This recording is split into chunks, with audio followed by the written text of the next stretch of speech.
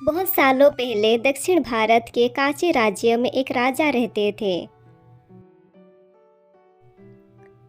उनका नाम था बीरासम्मा रेड्डी। बीरासम्मा रेड्डी बहुत ही शक्तिशाली राजा थे। उनके पास धन दौलत की कोई कमी नहीं थी, लेकिन वो थोड़े घमंडी थे।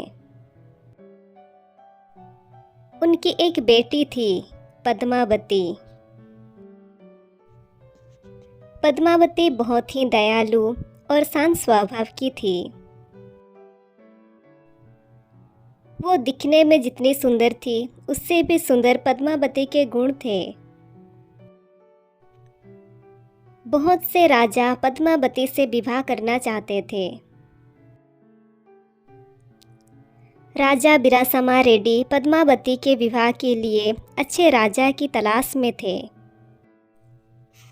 उसी समय पुरुषोत्तम देव ओडिशा राज्य के राजा थे। पुरुषोत्तम देव बहुत शक्तिशाली और बलवान राजा थे। उन्हें युद्ध में हराना नामुमकिन था। उनके पास हजारों हाथी, घोड़े और लाखों की संख्या में सैनिक थे। बहुत से राजा अपनी बेटियों की शादी पुरुषोत्तम देव से कराना चाहते थे, लेकिन पुरुषोत्तम देव उनसे शादी करना नहीं चाहते थे। राजा पुरुषोत्तम देव की पसंद पद्मावती थी। वो पद्मावती से विवाह करना चाहते थे। एक दिन पुरुषोत्तम देव से मिलने छत्तीसगढ़ के राजा चंद्रगुप्त आते हैं। चंद्रगुप्त उनके बहुत घनिष्ठ मित्र थे। कुछ समय दोनों बातें करते हैं। बातें करते समय चंद्रगुप्त पूछता है, पुरुषोत्तम देव, आखिर तुम क्यों शादी करना नहीं चाहते हो? आखिर तुम्हें कौन पसंद है? पुरुषोत्तम देव बोलता है, दोस्त, मुझे कांची की राजकुमारी पद्मावती पसंद है। मैं उससे प्रेम करता हूँ। चंद्रगुप्त बोलता है, अच्छा, तो ये बात है। लेकिन तुम राजकुमारी पद्मावती से कैसे मिले थे? पुरुषोत्तम देव बोलता है, मैं एक बार कांची गया था चुपके से। वहीं पर एक मेला लगी हुई थी। उसी मेले में मैंने पद्मावती को देखा था। बहुत ही सरल और अच्छी लगी थी पद्मावती मुझे। सारी बात सुन चंद्रगुप्त बोलता है, ठीक है दोस्त, तो मैं तुम्हारे लिए प्रस्ताव लेके जाऊंगा कांची के राजा के पास। और संदेश लिए चंद्रगुप्त जाता है कांची।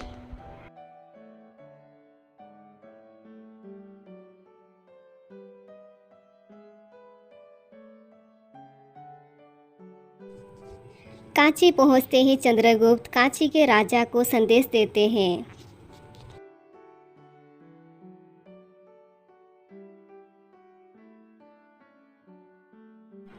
कांची के राजा राजदूत से संदेश पढ़वाते हैं।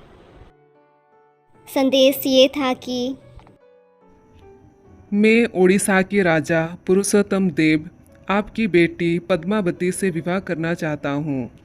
अगर आपकी भी रजामंदी होगी तो मैं आपकी बेटी से विवाह करना चाहता हूँ।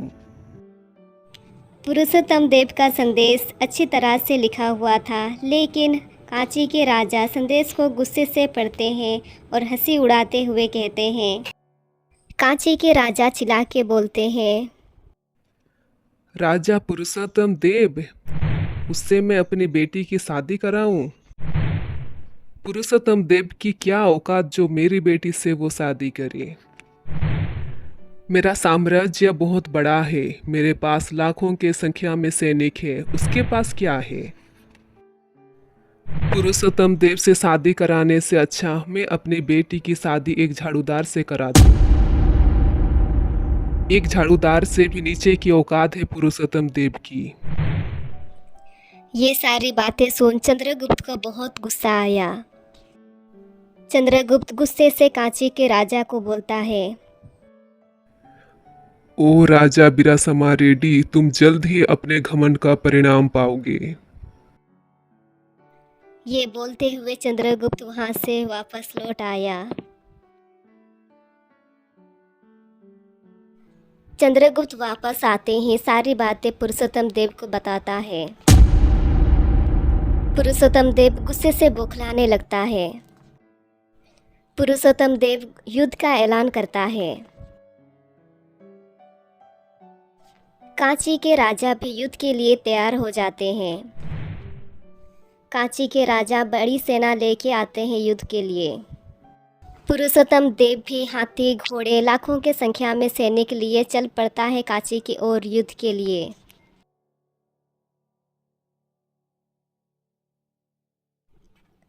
कुछ दिन की यात्रा के बाद वो पहुंच जाते हैं कांची।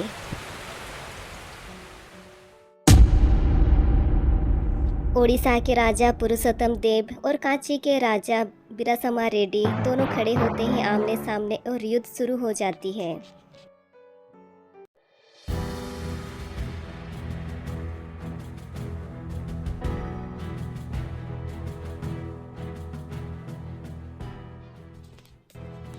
दो बड़ी लड़ाई होती है। बहुत सारे सैनिक मारे जाते हैं, जानवर घायल हो जाते हैं और अंत में पुरुषोत्तम देव युद्ध जीत जाते हैं और कांची के राजा सिर झुकाए शर्म से अपनी बेटी को सौंप देते हैं पुरुषोत्तम देव को। पुरुषोत्तम देव अपना राज्य वापस आते हैं पद्मावती के साथ। पद्मावती के स्वागत में पूरे राज्य को अच्छे से सजाया गया था। बहुत अच्छे से पद्मावती का स्वागत हुआ, लेकिन पुरुषोत्तम देव खुश नहीं था। पुरुषोत्तम देव के कानों में अभी भी कांची के राजा के वो शब्द गूंज रहे थे। पुरुषोत्तम देव अपने दोस्त को बुलाते हैं और बोलते हैं, दोस्त, राजकुमारी यहाँ शादी के लिए लाई गई है। राजकुमारी का जल्दी से शादी करा दो एक झाड़ूदार के साथ। तुम राजकुमारी के लिए एक अच्छे से झाड़ूदार की तलाश करो और राजकुमारी की शादी करा दो। अब ये तुम्हारी जिम्मेदारी है राजकुमारी की शादी एक झाड़ूदार से कराना। चंद्रगुप्त ये सारी बातें आश्चर्य से सुन रहा था। चंद्रगुप्त गुस्से से बोलना चाहता था, आखिर एक राजकुमारी कैसे एक झाड़ूदार से शादी कर सकती है? राजकुमारी के साथ ऐसा करना गलत होगा। लेकिन चंद्रगुप्त समझ सकता था पुरुषोत्तम देव गुस्से में और अहंकार में है। बहुत दिन बीतने के बाद भी पुरुषोत्तम देव का मन बहुत आसान था। उन्हें कुछ भी अच्छा नहीं लग रहा था। एक दिन वो मंदिर जाते हैं अपना मन को शांत कराने। पुरुषोत्तम देव मंदिर जाते हैं और भगवान के साथ थोड़ा वक्त बिताते हैं।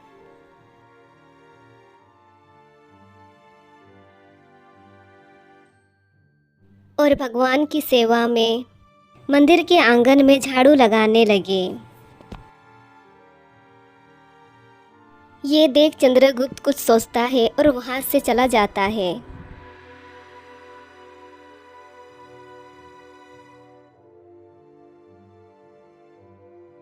पुरुषोत्तम देव झाड़ू लगा ही रहे थे कि कुछ समय बाद चंद्रगुप्त वापस आता है और राजकुमारी को पुरुषोत्तम देव के सामने खड़ा कर देता है। चंद्रगुप्त बोलता है, दोस्त, तुमने कहा था राजकुमारी की शादी कराना मेरी जिम्मेदारी है। मुझे राजकुमारी की शादी के लिए एक योग्य झाड़ूदार मिल गया है।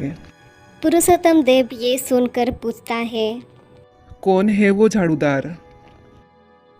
चंद्रगुप्त बोलता है, तुम हो वो झाड़ूदार। तुम भी तो झाड़ू लगा रहे हो, तो हुए ना झाड़ूदार। तुम राजकुमारी से विवाह करोगे। ये सुन पुरुषोत्तम देव बहुत चकित रह जाता है और चंद्रगुप्त के बुद्धिमत्ता से बहुत खुश होता है और पुरुषोत्तम देव राजकुमारी से प्रेम भी करते थे, इसीलिए वो राजी हो जाते हैं राजकुमारी से विवाह करने के लिए। और इस तरह पुरुषोत्तम देव अपने अहंकार छोड़ अपने प्रेम को चुनते हैं।